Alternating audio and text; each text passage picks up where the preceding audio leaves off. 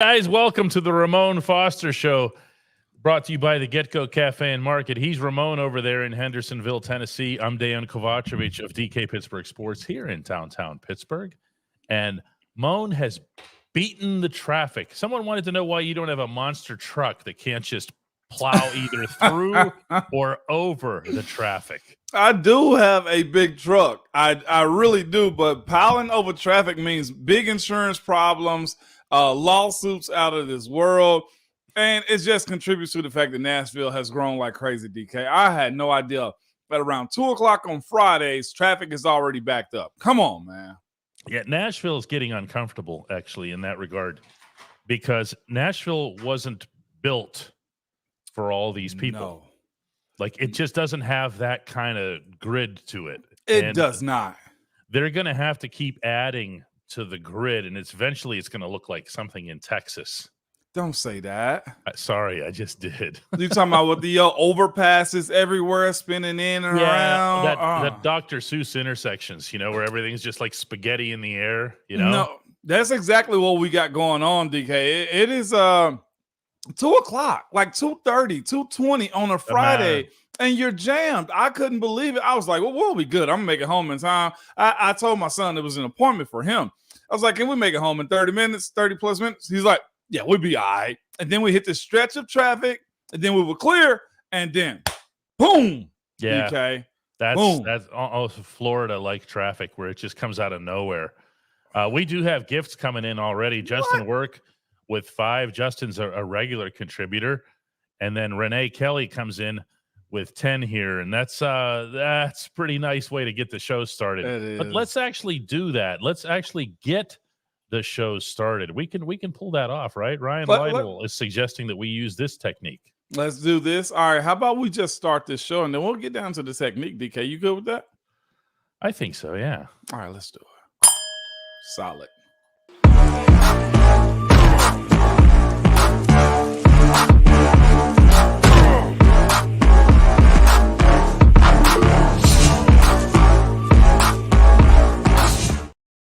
I did my own hustling about town. I had to run over to the Steelers practice today, spend some time with a few guys. Indoor session because we had rain all morning. Mike Tomlin wants to make sure that the main reason that he does that, right, Moan, is to make sure that you're not slipping and getting hurt with something dumb sliding on wet grass, right? Yeah, like the player we're about to get back, hamstrings. Like if you run too hard, like a guy like it's usually the smaller guys. You run super fast and you slip on wet grass. What's the first thing gonna go? Your legs. Your legs stretch out. Yeah. That's a hamstring in those moments. And you don't want guys on the ground. You don't have productive practices when guys are on the ground like that, DK. And it sucks to go inside on the turf because that has been one of the biggest conversations, I feel like, in all of NFL. Turf versus grass. Turf versus grass. But this is when the turf is good for teams like that too, DK. It's when you need to get some good quality work. Take it inside. So, yeah, it was smart by Coach. After the practice, I spoke with TJ Watt. He's going to be fine. Although he did show up on the practice or the injury report yesterday with a heel. He described it. I'm using his word here as minor. He also, of course, had the dislocated finger from the last game. TJ said that happened on the 7th or 8th play of the game, per his recollection, against Baltimore, and that he popped the finger back in himself. I'm going to gross everybody out here. Ugh. But then went on to do all that stuff that we saw, because that's just so TJ. And what's so fascinating about that, so I'm going to show you guys my finger. So I have a thumb right here. You see how it looked like it bends back? Well, this one also. That one bends all the way. This is from a ligament getting pulled right here. This one I can't bend because it's got a plate and 4 pins in it. And what TJ is dealing with is similar to what this finger right here is. It will not stretch out. It happened in a game where I was holding a guy like this and he pulled away from it. And I'm like, you're not pulling away from me. And he actually was a big dude and pulled back, and this finger went with him. It wasn't that I felt. What happened was the strength was there. This finger just got loose from the pack, and the tendon kind of stretched it out. So this finger for me doesn't bend down, as you can tell. And you feel that for such a long time when that happens. That is not one of those that is not, even though it's not necessarily an injury that lasts forever, you feel it. Yeah. Forever. And same thing too. I couldn't have surgery. I spliced it up so this finger went with that finger, and now it feels normal. Although when I ball a fist, you can see that finger sticks out a little bit more than others. Price of doing business. This is probably the most significant one because this one can go all the way down. It goes multiple ways. You're grossing out the boss here completely. You're like, that's what you get, man. More scars. What else do I have? I don't have a whole lot of craziness like others do. Like wide receivers. Wide receivers' hands are gross. Oh my gosh, dog. They're gross when they're playing. They're really gross when they're done playing. Yeah, and for them too, their feet. Their feet, because I don't think you realize how much they pad the ground with their feet and stuff like that. And the pivoting and Yeah, man. It's pretty significant, DK. Wow. Yeah. Insane stuff. Wide receivers' feet, everybody, at no extra charge today. Wayne Carter points out that and reminds that Pat Freiermuth is going to miss this game. That I also was able to confirm. Pat did not practice at all. He was just there in civvies. He's totally out. He had an aggravation of his hamstring. We'll see how long that keeps him out for. And aggravation sound like it's something that he could have pushed it, but you much rather not. Is that what we're getting out of this one, DK? No, actually. Out of this one, what I got was, what you're thinking. It's that. Yeah, he heard it again. Yeah, God, dog, so man. It's just starting all over again, basically, with the hammy. So look, I talked with Connor Hayward afterward, because I wanted somebody from the tight end room, and Connor told me, he said it's going to be a combination of him and Darnell Washington, kind of splitting up duties the way they did when Pat was out before. Yeah, so exactly. They're gonna try to adjust. It's not the same thing, but then, boy, if you want to make anybody feel any better about not having Pat Freiermuth, take the lowest hanging fruit. It's not like the coordinator knew what the hell to do with him anyway. That's a sick comment, DK. My lying would if we had spent this episode, if Pat was totally healthy, if we had spent this episode on ways that Pat Freiermuth is going to beat the Rams, you would have been like, "Come on, man, they're not going to throw. They're not going to throw." You almost got to contextualize if I said we hope Kenny finds him. Is that how we look at the game plan for Pat Freiermuth? Is hoping Kenny finds him because nothing's going to be schemed up for him, DK? Pretty much. Everybody's all in on this Gunner thing. Gunner's just an irrelevant player. Y'all got your wish. Yeah, so you got to pick somebody else now. Yeah. Who else is there that you can pick on? Because Gunner just didn't matter. If you go for these bottom of the depth chart guys, and pick on them. Okay, well, eventually you're going to get your wish because they're at the bottom of the depth chart for a reason. They're going to get cut. Yeah, you're going to. Those types of things happen, man. That's the thing. When you're in Ghana's position, when you're wide receiver of 5 or 6, DK, you can't afford the mistakes that he has made. And that's just that simple. It's a matter of time when you can find a better replacement. It's a matter of time before that guy eventually packs his own bags. That's what Gunner did. Like, this isn't coach having to cut him, like Gunner cut himself. And like DK said, where were you expecting him to make his plays, especially if Calvin's back in the fold? Like it naturally handles itself, DK. Like I could see, especially with Anthony McFarland back, with all this emphasis on running, with Calvin Austin, with Deontay Johnson back, I think you're going to see what looks like, and I don't necessarily mean this in a good way, the Matt Canada offense, which is everything sideways, everything spreading things out, spread, side. And you would have just had Freiermuth just standing there in the middle of the field like this. That's true. I'm interested to see how he does craft something for Pat whenever he decides to come back, because you're right. As good as a guy he is at that position, DK, and at some point he's going to warrant right? Because we're getting close to it, a contract that justifies him being that good. And I think Got to produce. It's going to happen, right? At some point, if he stays healthy enough. But it comes down to this dude is an offensive weapon. You have to be able to find him. That's where I will, to your point, DK. I haven't done it yet. That's where, to your point, though, that right there is coaching malpractice more than anything. Not putting the ball in your playmaker's hands. Put it on the list. It's a long list. James asks, will they actually throw to Darnell Washington? The answer to that is no. Probably not. You know why? They haven't yet. They haven't yet, DK. And they're not about to break new ground here when they're trying to just get the running game going, when they're just trying to get everybody else involved. Look, you have to overcome this guy. You have to execute at an elite level. And I think that's what the players, to their credit, are focused on. You know, they're just saying, look, let's control what we can control. Ben Cohen comes in.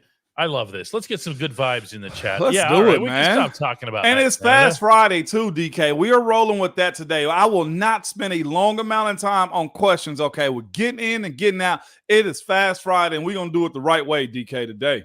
Here we go. Let's put that to the test, because we will, right after this break, go to the only segment that matters. And that's Hey Moan as DK catches himself. He's trying. At DK Pittsburgh Sports, we take pride in coverage that connects our city's fans to their favorite teams. Now, that connection's stronger than ever. Introducing our all-new state-of-the-art app. Find expert inside reporting and original podcasts. Check live box scores. Track the latest stats. Chat it up with our community of thousands of fans, all in one place. The new app from DK Pittsburgh Sports. Coverage that connects. Yeah, there's all kinds of, there's all kinds of directions we can take the conversation today, because as soon as you start talking about Matt Canada, it just brings everything down. And not because of the, it's such an easy subject to get everybody riled up. It's just, it actually is that bad. Yeah. And again, that is beating a dead horse at this point right here. Even the Canadian ones, man. And we don't want to live in that world, because come Sunday, let's be honest with each other, right? A late afternoon game, DK, we are going to be rubbing our hands and hoping and wishing that this team comes out with a dub on the West Coast. That's what's so fascinating about us and here, man. And I love all you guys that come here and spend time with us. But I will say, and shout out to Daniel Pike. He just dropped a 20 ball, DK. He did. Daniel Pike's putting in 20 gift memberships. And for anyone who does not yet have a membership and wants one, make sure that you set your YouTube account to accepting memberships. And then you can just go ahead and claim yours. And then by the time 20 of them are claimed, poof, they're all gone. Antonio Jackson gets the segment started today with, Hey Moan, Rapid Fire Friday. What do you make of this team after having a bye and getting some people healthy, and then they would still go out and lay an egg? Antonio, I will say this, if it does come down to them dropping an egg after the bye with all these players coming back, who's coming back this week, DK? Calvin, Anthony, Deontay, Mason, or James Daniels? Is he in this week too? He is. I spoke with James briefly today. James just gave me like a thumbs up. I said, are you good? He goes, I'm good. And I'll say this, it will be shameful. It would, because in the bye week, you get a chance to heal up, reevaluate yourself, and reset yourself. If we don't see those types of things this week, it's shameful. And then we got to start asking questions. Where is this team at as far as competing? Like real questions about it. So yeah, I'm looking forward to them jumping out right, man. Yeah, I think you're going to see a healthier, more vibrant, more energized team. There's no question about that in my mind. The question that I have is, are they going to be able to run the ball? Because I really can't get past that right now. When you come out of the bye last year, what was the difference? They ran the ball down people's faces, DK. You're 100% correct. And instantly, the entire feel of the team changed. Yeah. And right now, it looks like the Rams are giving up 4.6 yards a carry.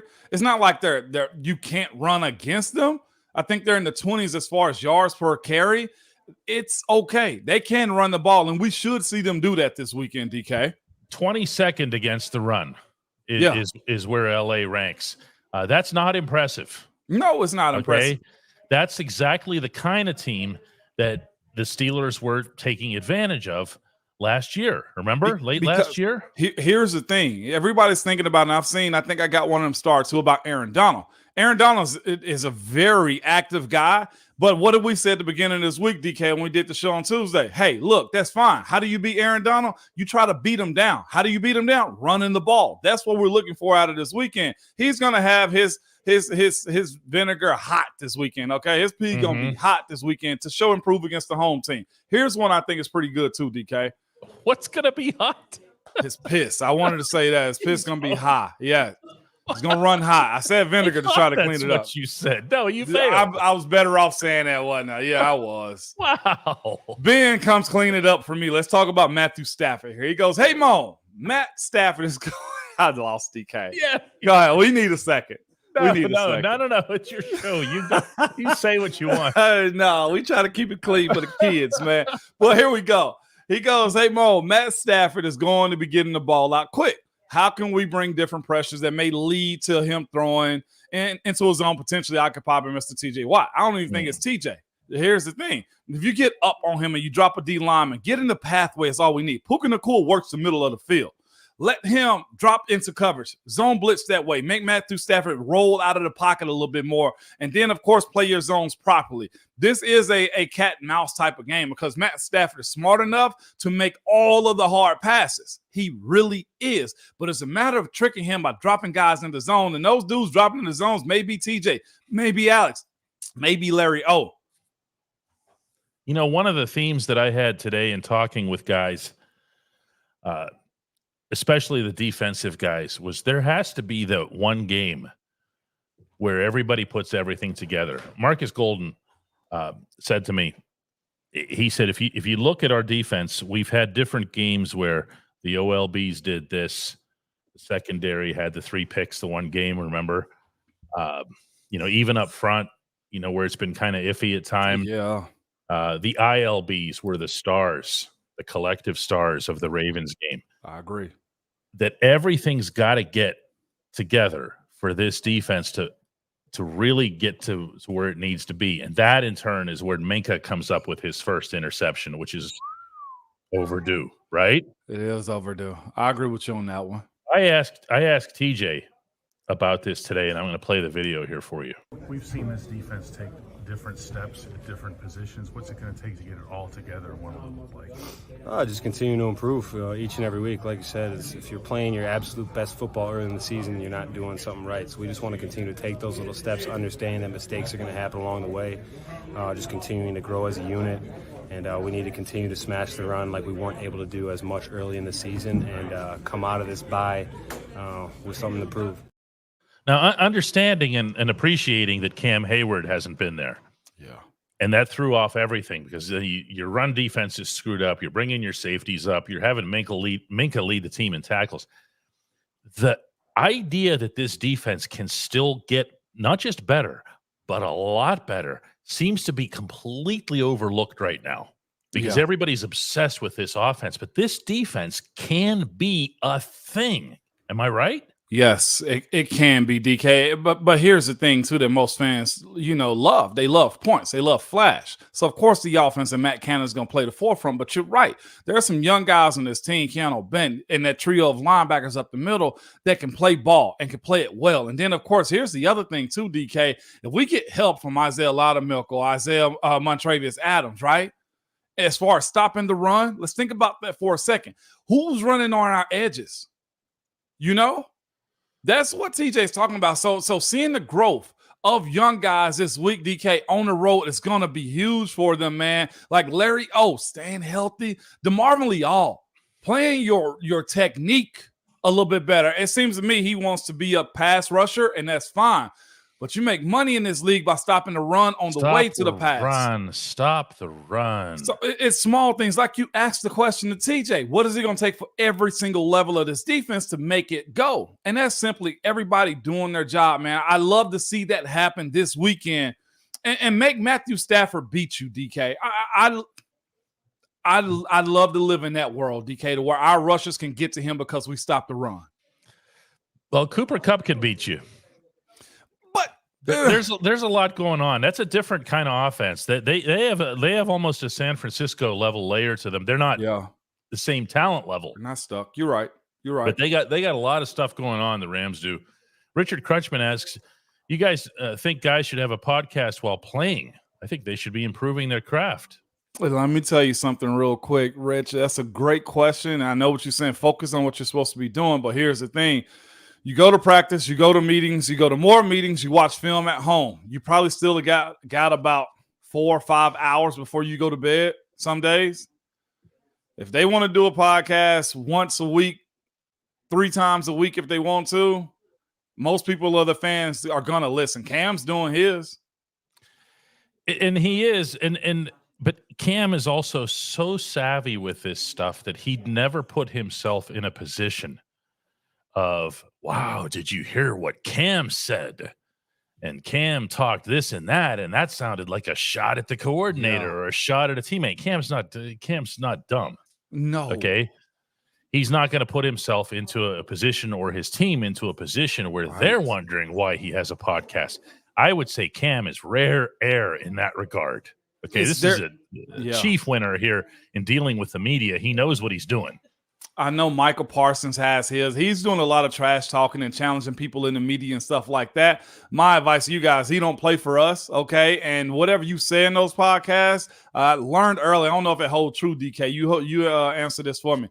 But it's an old saying, you never start a fight with people who have unlimited ink or internet. Well, I'm usually the guy on the other end of that. Yeah. Yeah, the media.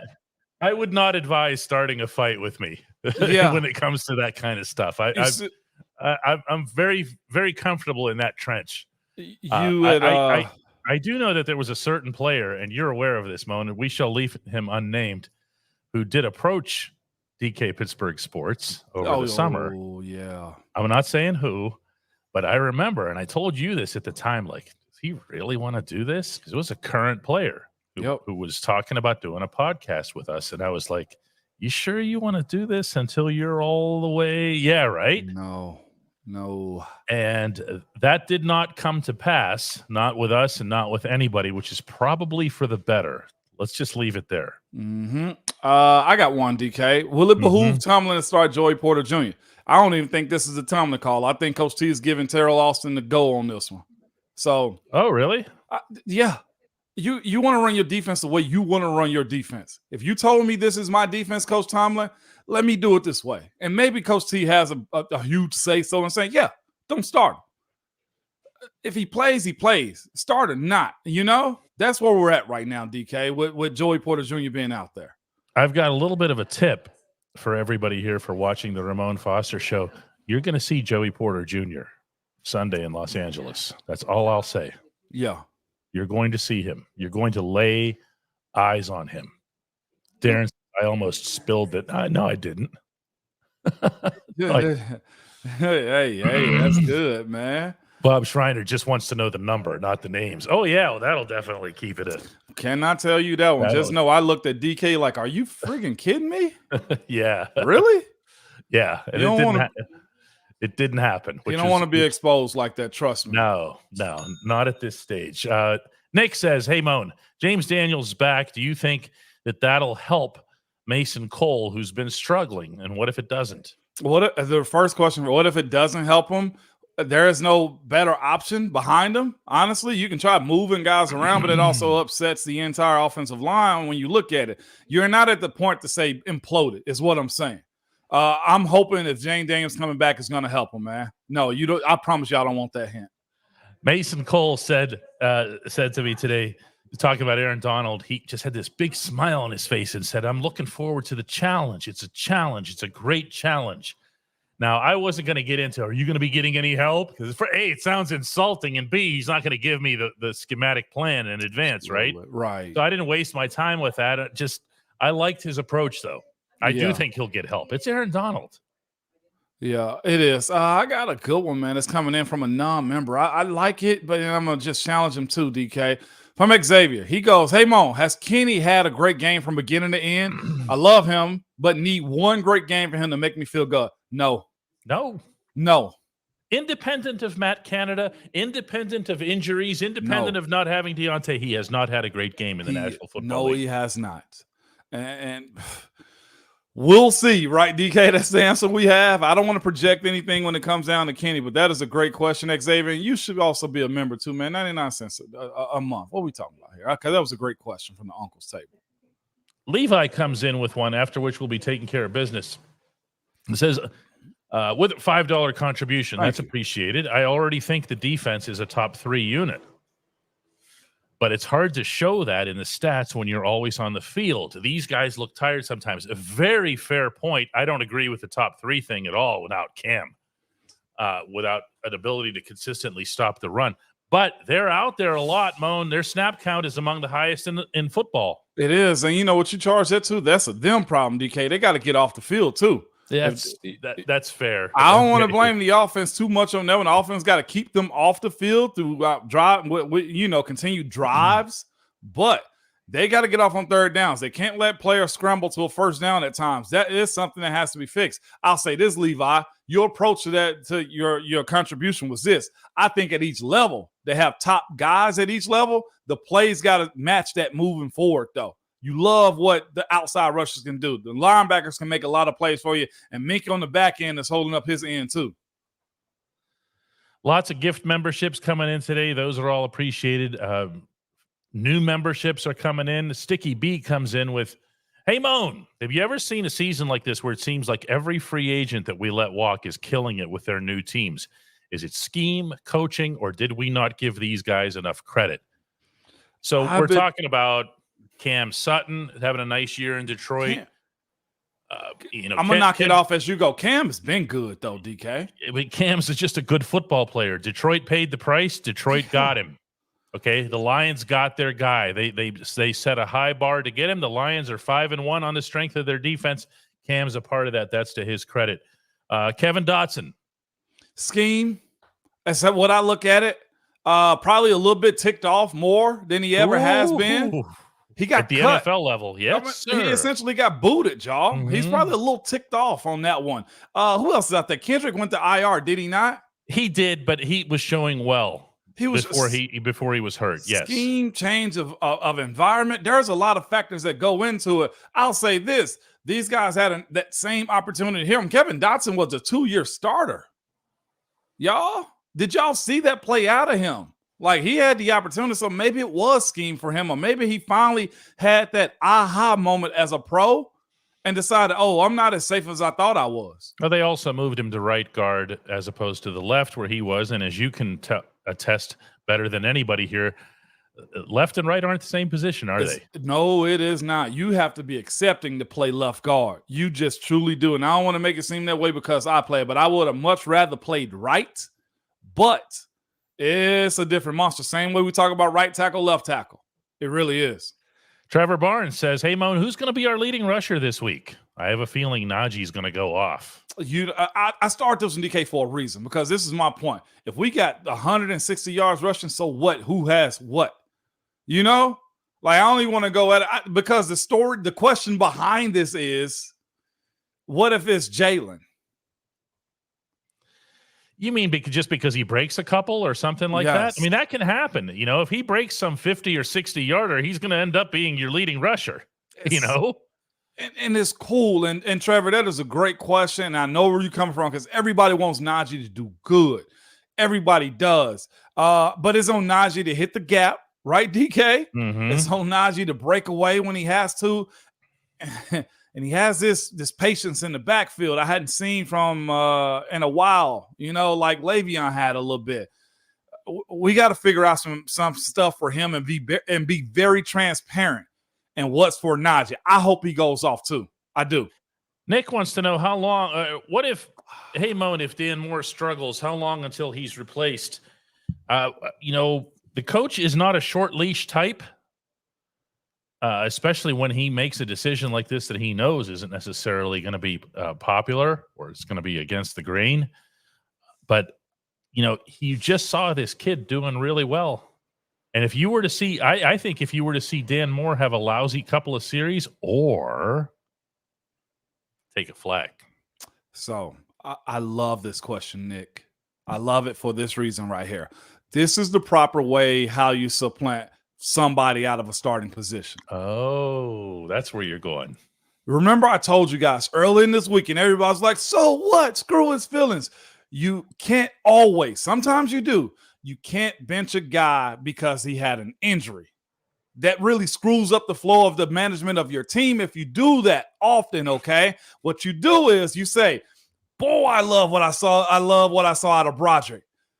We love it, y'all. Have it in the oven, okay? And if I need a plate of it, I'm going to go to it because I'm going to go back to that old sandwich we had earlier, okay? And that's Dan Moore.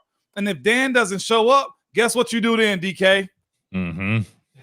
You take this crown and you crown somebody else. Yes, this is the operation and how you start Broderick Jones. If Dan Moore goes out there and crap the bed and you got the young fella right behind him that had a good showing, one, Dan, we gave you your start. We didn't bench you because of injury. But my brother, you played terrible right now. Mm-hmm. We got to move on. That's it. And then you say, on top of the other guy winning the job, you also lost the job. There we go. Rodolfo wants us to engage in the whole three chefs thing. So we're going to do that. We're going to do that. They still want this hint on who the player was on the podcast, DK. I almost tried to strong arm you too, man. That was very fascinating. At the Get-Go Cafe and Market, quality is at the core of every menu item. 3 expert chefs led by our man Rodolfo fine-tune every detail so that every sub, burger, salad, wrap, drink, and app is crafted for what they refer to as craveability. Order your favorite entry at the Get-Go Cafe and Market today. Better believe it. Mike Jones says, I have to admit this, but on the ESPN Fantasy League, Warren is to average 10.3 points. What's that, fantasy points? Fantasy points. The Najee's 8.3. It basically saying his production's a lot better. Yeah, but fantasy football doesn't win. Like, let me put it this way. I'm not being dismissive of fantasy football. Yeah. I'm saying that the things that are valued in fantasy football aren't necessarily the things that are valued in actual football. Yeah. Well, if there's somebody that's getting touchdowns on a regular basis, the end of his career, Jerome Bettis was your ultimate fantasy player because all he did was score a bunch of touchdowns.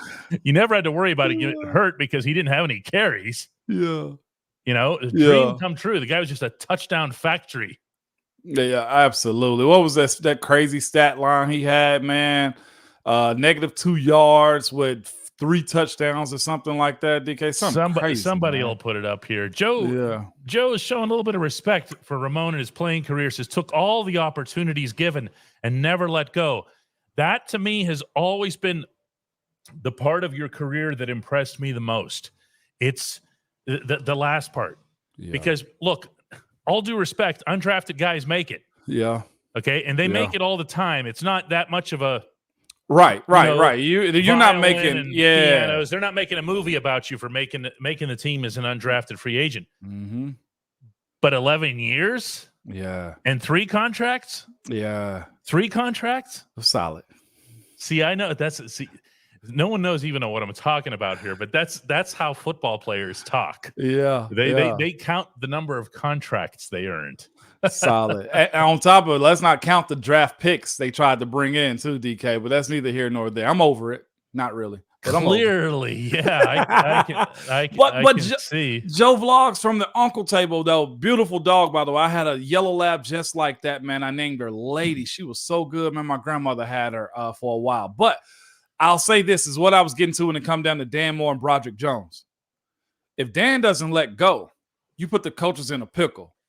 That's a great place to be for a team. Oh, no problem. For Dan, I mean, they love that type of stuff, don't they, DK? Keep fighting. Because you're getting here's one bone for both of you. Go get it. Figure it out. Yes.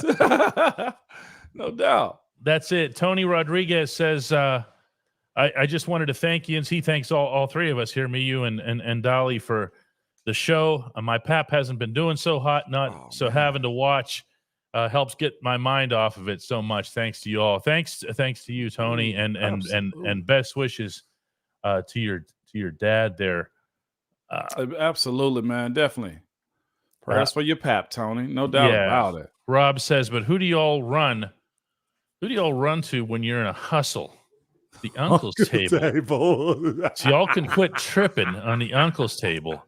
I think you would value my worth. What the hell is he talking about? He's pretty much telling, stop shaming the uncle's table, DK. When we need something, we always going to call our uncles. You know what? The uncle also ruined the family reunions and dinners too, okay? Y'all coming in with your little brown paper bag with your adult drinks in them and ruin the party for everybody too.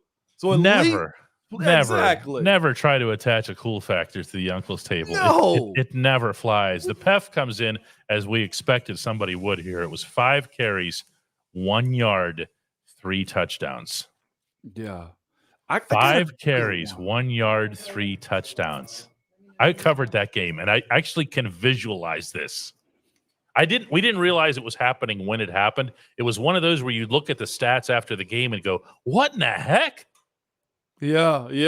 Go ahead. Did you realize it? Yeah. I'm No, writing a not at comment all. in the chat real quick. Here I go. Vouching for the uncle's table. Wow. You will get no ribs. You will get soy meat for dinner is what you're getting, okay? You get soy meat at the uncle's table. DK, here's one, man. The name threw me off, but that's okay. It's all good. We got a Josh Dobbs in here too. Limas Sweet. I like this one. It's a great question. Limas goes, we'll call him LS. I can't call him another person's name. LS. He goes, hey, Mon, what did Ben do when there were too many mouths to feed, meaning too many receivers? We got Deontay, Pickens, Austin, Warren, Bell, etc. Maybe too many choices for KPA. You know what he did? He found that one. And then that one he built. And then he built more. But he also said, when that one get good enough and he starts to get double team, I'm going to find my 2. And I'm going to find the 3. And you know what? We got a running back that's really good too. What I'm telling you is this. Somebody's got to establish it themselves, a little bit of it. But here's the thing, too. Kenny's got to also be well enough in his mind and himself in the game plan to say, that's where I'm going. That, to me, is the separator. One, nobody's established himself the way they need to. And Kenny has been skittish, too, to where he can't definitively go to somebody. Makes a massive difference. It really does. Richard says Moan is just upset that this uncle called him out on Renegade. Yeah, he was the one that called me. I was like, what I'm going to do when I come up for the game against the Titans? I think that's who that was. I wasn't upset about that. We're good here. Yeah, I have a couple of good ones here. Starred. Jonathan's asking if you missed the early part of the show, TJ's going to be fine. He's playing. Pat Freiermuth is not fine and will not be playing. Darren Watt wants to know if you had to pick between wide receivers' feet, their mangled feet, or the rancid Willie Cologne feet. Man, give me wide receiver feet. I don't want stinky feet at all. That's a tough life to live right there. How have we not had poor Willie getting impugned like this on this program? I know. You have to give him an opportunity to come on here and defend himself. I will, and I really never asked him why his feet were like that. I feel like they're in their own zip code now because nobody wants to deal with them at all, DK. Willie lives in isolation out in the woods somewhere with Jack Lambert. Yes, putting his feet in ice cube to try to hide the stench, man. You know what I'm saying?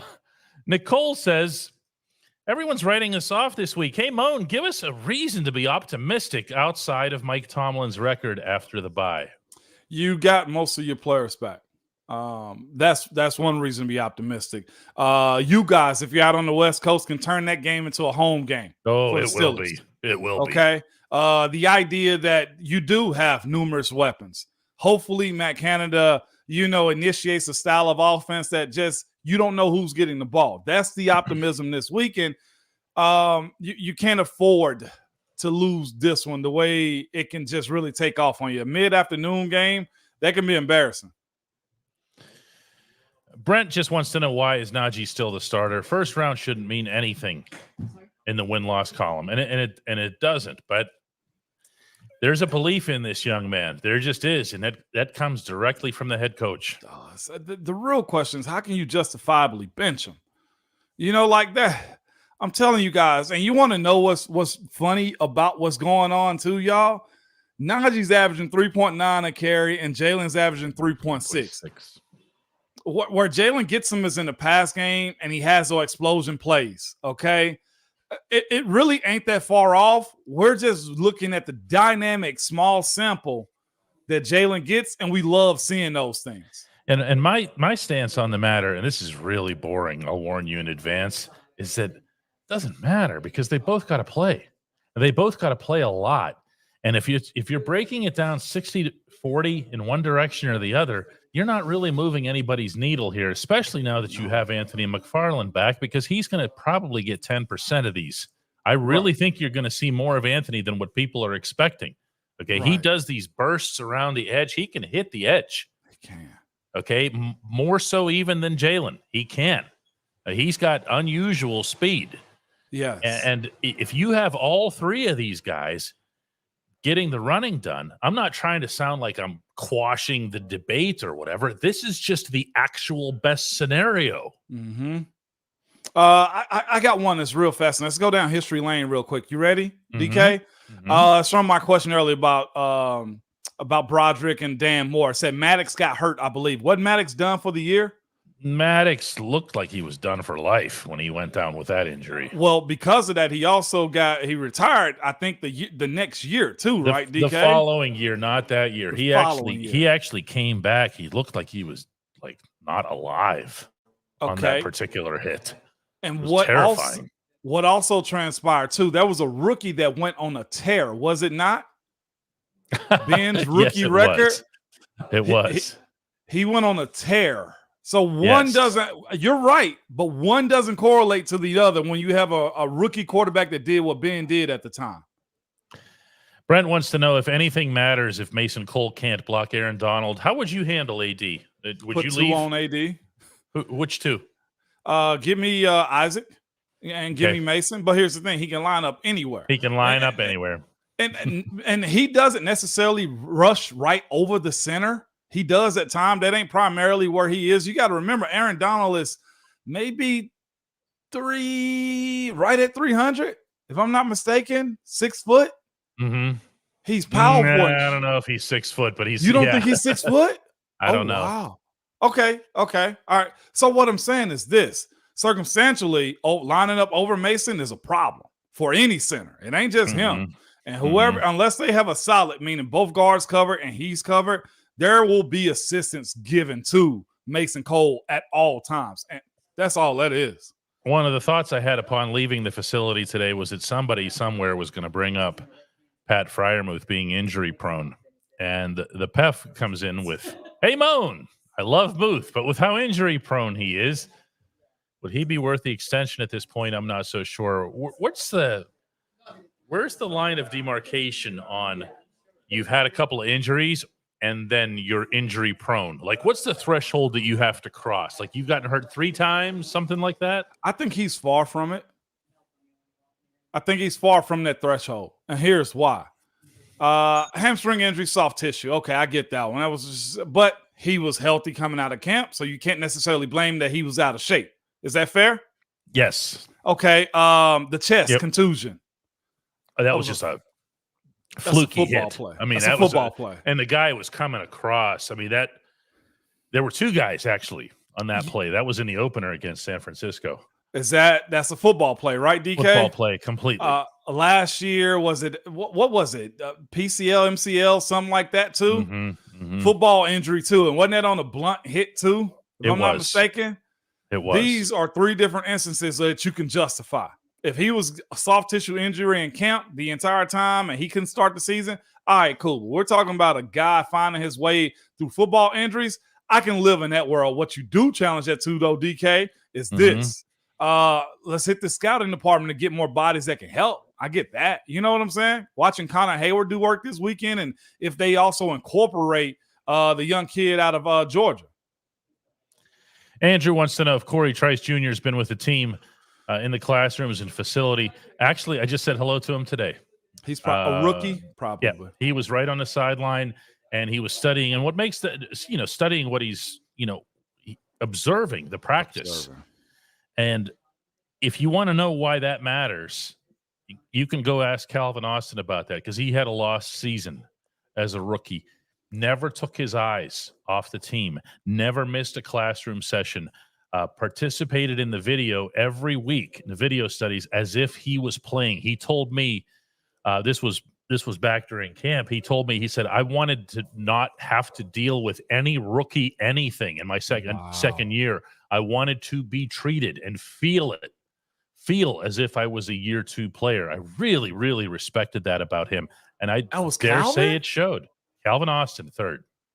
That's maturity right there, man. That kid is through the roof. And we forget about him too. You yeah, know? we do. He'll be back. So that's the reason y'all got rid of Gunner. Oh, yeah, absolutely. Vegas just says, if your feet stink, put an onion in your socks. I'm doing this like a news delivery here. Yeah, see. If your feet, Ted Koppel, if your feet stink, put an onion in your socks when you go to bed. Look it up for why it works if you think I'm kidding. Willie would probably just eat the onion, so I don't even want to tell him about that, man. He That'd would be eat tough. the onion after it was in his socks with his feet. After it was in his sock, DK. We don't want to see that, man. I wonder, does that actually work? Boss comes in. What the hell are you guys talking about? It's Fast Friday, Dolly. Eating onions with socks? What? With Willie Cologne's feet. Willie Cologne's feet, dog. No, we don't joke around.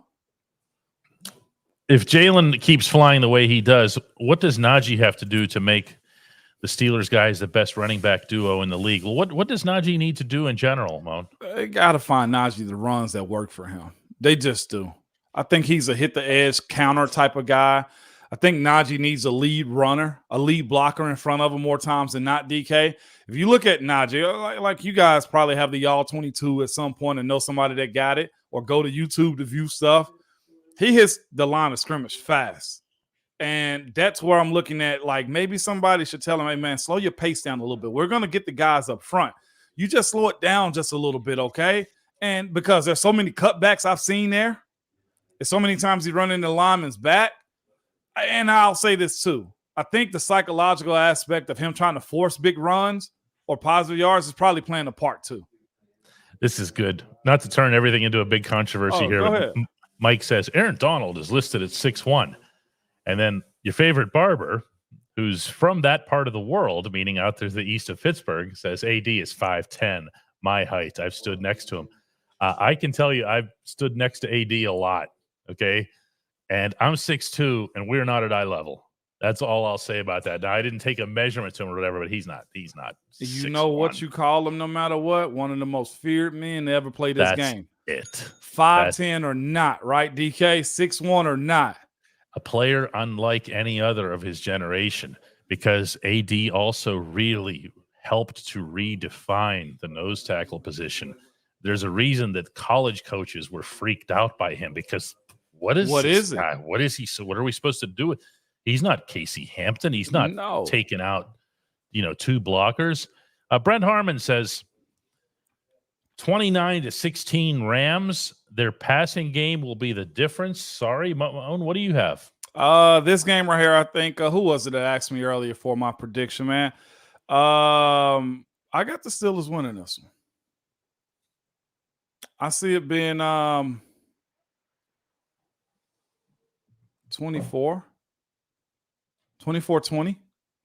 How many defensive touchdowns? I'll give one. That'll be a pick 6. Okay. Minka finally gets one, right? I see a pick 6. I do see this team winning, though, DK. 29 points, 16. Look at the style of ball this team is playing, y'all. They're dragging people to the friggin' deep end, right? They're carrying teams to the deep end and just diminishing their style of ball for the most part, except for Houston. Like, we look at this team and just think they suck. You're 3-2 on the season with a bye week in between. This team doesn't suck. Like, San Francisco's done the exact same thing to everybody else, and you got the one-off on what Houston has done. This team has put up points and fought and made teams play a different style of ball, other than, of course, what C.J. Stroud was capable of doing, and he's still doing that to others. He is. That has not abated, by the way, anybody. No. So they make him play a dirty style of ball because people want to beat him bad. And 24-20, DK, is where I'm sitting at. Darren Watt wants to know who seizes the opportunity this week. You ready for it? Now I got two guys. Go ahead. Calvin Austin. Fair. Fair. Very. Very fair. Wouldn't shock me in a punt return game. Wouldn't shock me. That's true. I mean, we've forgotten about that too, because all of those electric punt returns were earlier in the year. Now, you put that on film, special teams guys will scheme against you, and they'll scheme against a big play. Right. And the other one, just to tick people off, DK, Dan Moore. Oh, you didn't just do that. Here's the thing. The kid, and I'm going to say something regional, but when I said, you were like, okay, yeah, we've heard that before. The kid's from Texas. He's a proud young man. He started. He understands that the conversation around him is you're waiting to lose your spot. I think he seizes his opportunity this weekend, DK. Excuse me. My big game performer here, my guy who's going to rise up, and I say this only because he told me this himself today, would be number 18. He has been saving this one up for a while. He has been both frustrated and a great teammate. A model leader in the wide receiver room while he's been out. You want to talk about how to carry yourself when you're injured. You can go seclude yourself. You can go hide in the trainer's room. You can go wait for that bonus massage. Okay, I've seen you guys. Okay, or you can get to work. Deontay Johnson got to work. Deontay Johnson is ready for a big-time performance, and I was about to say it. Do it, man. Why are you holding back? It's Friday, dog. No, because this was a practice thing. Deontay's going to be your guy. Okay? That's what I got. Now, I'm not predicting touchdowns for Deontay. That's not how it works. But you want to talk about somebody who's owed some touchdowns, right? Yeah, man. Yeah, DK. I'm into that. I don't know why I didn't think, but I will say that too about Deontay. Seeing, of course, and it's him running his social media interactions with how he's happy for guys on the team. Yes. It looked like he's grown up. I think and I had mentioned this to you back in training camp that we saw, and I had actually reported exclusively that one of the reasons that the Steelers brought Allen Robinson in was because they didn't necessarily think the wide receiver room was under control with Frisman Jackson as the positional coach. Yeah. Okay. Now, that sounds pretty stark and can't believe you'd report that. Or I don't care.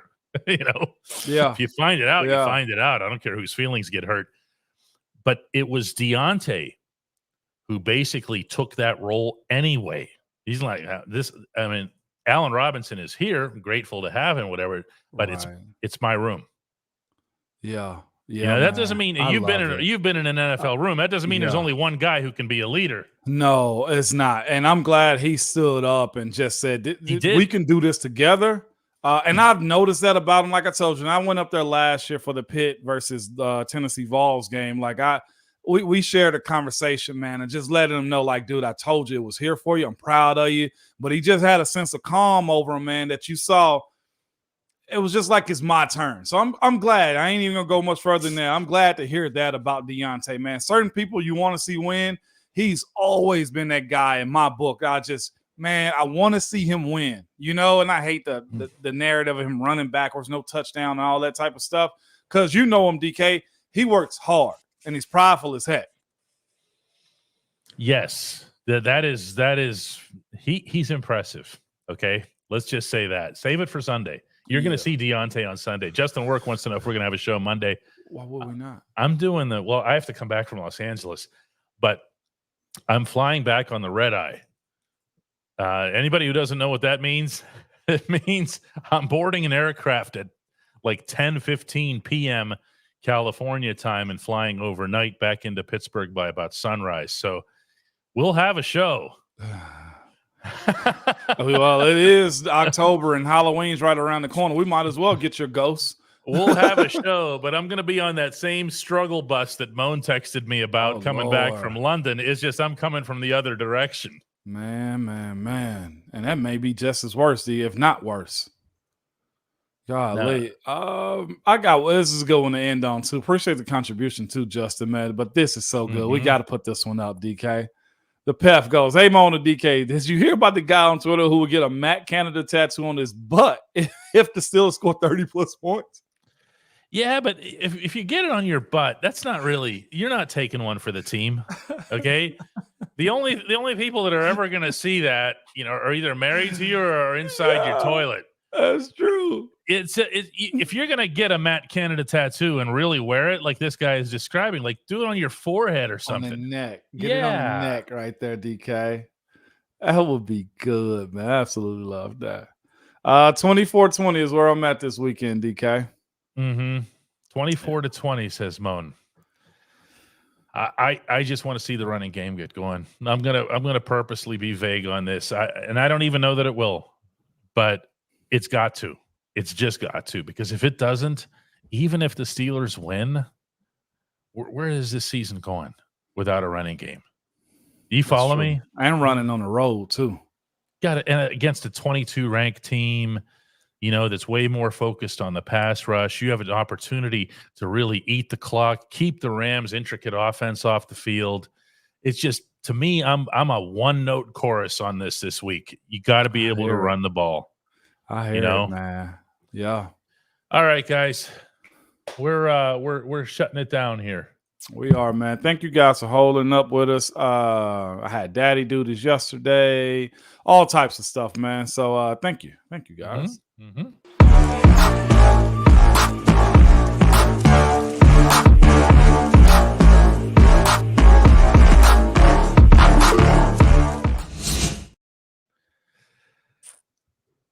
Sometimes I question whether or not I should drop hints and stuff like that on here, because on one hand, like, people, oh, that's really, really cool. There's something I'll try to think about who that is or guess. And then on the other hand, I just get mad.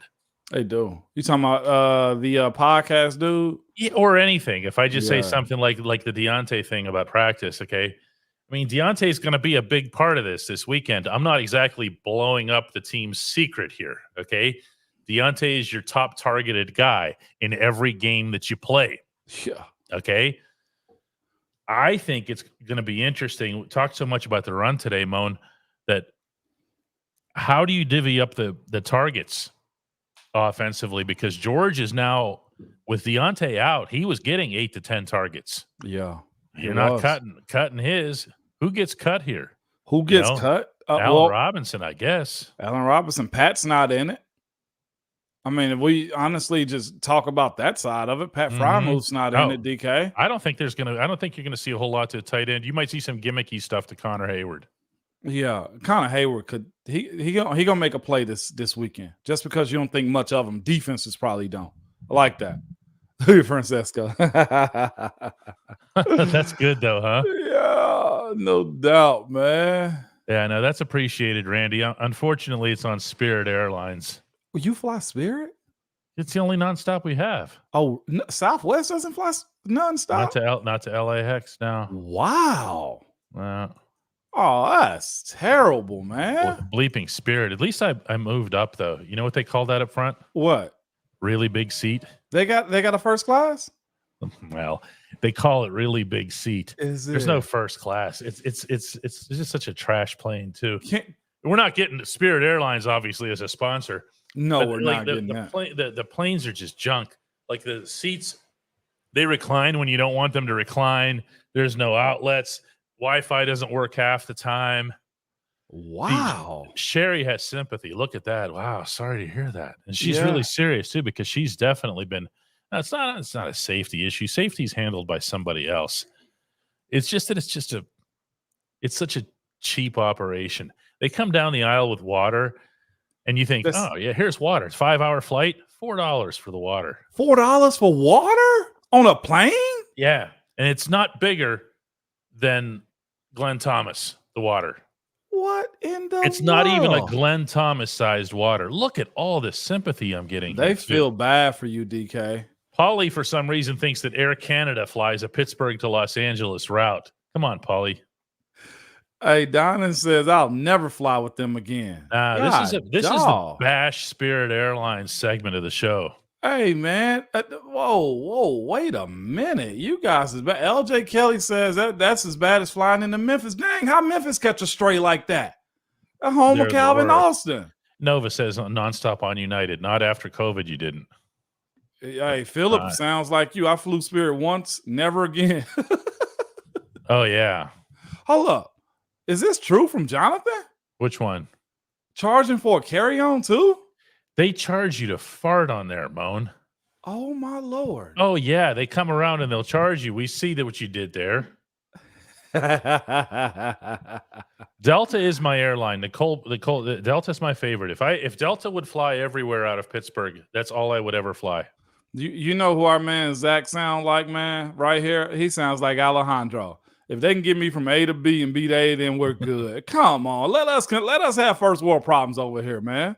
Spirit does suck, but see, I'll take a nonstop. So, for example, Brent says here the Alaska Airlines flies into Pittsburgh, which sounds crazy, right? But they use Seattle as a hub, and the Seattle to Pittsburgh nonstop every time, Moan, including coming up on New Year's Eve. Oh man, well, good, DK. That's gonna be major right there. Monica Hala, Mike, you worked for Delta for 15 years. Where is our plans at? Come on, man. Where are our points? We can't get on your buddy list. Here? Yeah, enough of this. Focusing just on Atlanta and Minneapolis and whatever. Exactly. Let's get some more flights into Pittsburgh. You got our contact, man. Put us on your flight list. What are we talking about here? Spirit broke Antoine's friend's guitar. No. Damn. Hey, man. That's hard out here, DK. They're ugly, too. These big, ugly yellow planes. I've never dove into it. We hate Spirit. Yeah. Well, they're definitely not going to sponsor this show moving forward. No. Done, man. This segment has been brought to you by Spirit Airlines. He'll be breaking all of your guitars. Yeah. They're going to be breaking more guitars than Paul Stanley and Gene Simmons and Pete Townsend. God, all the guitars. Oh. Yeah, we've slandered them in a good way. Oh, yeah, that's right. Delta has 3 expert pilots. We're getting that Delta sponsorship, pal. Man, Monica Hala Mike gonna drop it. He worked for him for 15 years. And guess what? Man, excuses. We oh my gosh. We call those lose your friends and family passes. Man, come on. The spirit in the sky. What Coach T say? We want volunteers, not hostages, man. You sound like you want hostages over there. Yeah, hostages. That's how you feel like on Spirit Airlines. I never want to fly Spirit. No, you don't. That sounds so bad. Yeah, it's the worst. It's worse than Southwest. The only thing they have that's better than Southwest is they don't have Southwest's terrible boarding process. Yeah, but I don't care about the prices. Who doesn't care about the prices? Because I don't. Okay, because it's $149 like a round trip, right, to LA. Is it? But yeah, which sounds great until you get into one of those regular seats that's like this plastic thing that doesn't recline. It's like this. It's like a bookend. Yeah. Okay. That's so you crazy. have to upgrade to this really big seat. And there's only 4 of these really big seats, and they're another $400. There you go, Moan. You won't fit in the Spirit seat. I don't want to at this point. Y'all already. I'm never booking with them. Moan, these are not airlines that are friendly to offensive linemen. Oh wow. Well, Nova got a great point. We're talking about Spirit, DK. Well, Justin first. Spirit lost my brother. I never heard from him again. That's sad. I don't even know what that means. I don't either, but it sounds hilarious, DK. Why are people still watching this? We have 484 people who haven't tuned out on this yet. Nova also said this, though. Isn't the airline that broke down twice on the Steelers? No, it's not. No, those are charter flights. That's different. Yeah. No, man, that's terrible. Y'all sold me on what not to do.